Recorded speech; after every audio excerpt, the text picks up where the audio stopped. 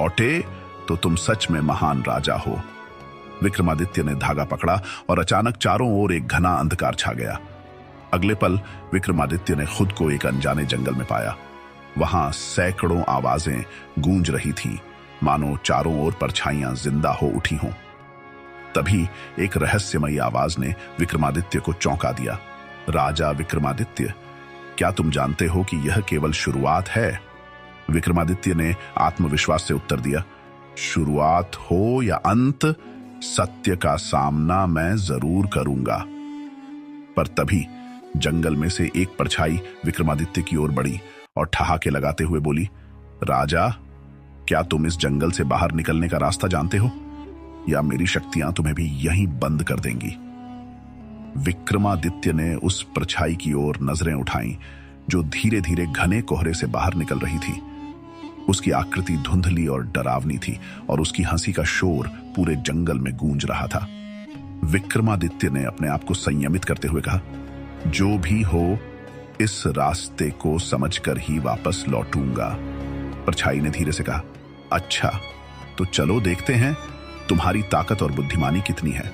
इस जंगल से बाहर निकलने के लिए तुम्हें 3 सवालों के जवाब देने होंगे। अगर एक भी गलत जवाब दिया तो तुम हमेशा के लिए इसी जंगल में खो जाओगे।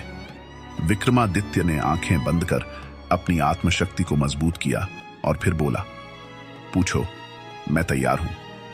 परछाई ने अपना पहला सवाल पूछा, वह क्या है जो हमेशा चलता है, कभी रुकता नहीं, पर किसी को दिखाई नहीं देता?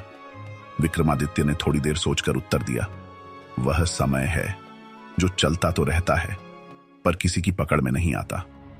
परछाई थोड़ी चौंकी, लेकिन उसने मुस्कुराते हुए कहा, ठीक है, चलो दूसरा सवाल सुनो।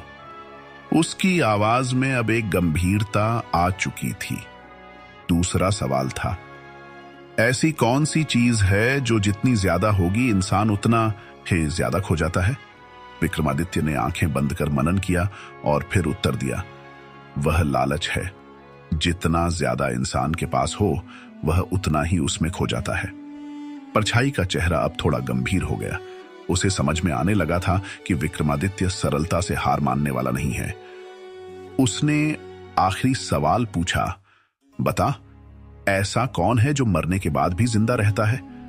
विक्रमादित्य ने एक गहरी सांस ली और कहा, वह है एक महान व्यक्ति का नाम और उसकी कीर्ति।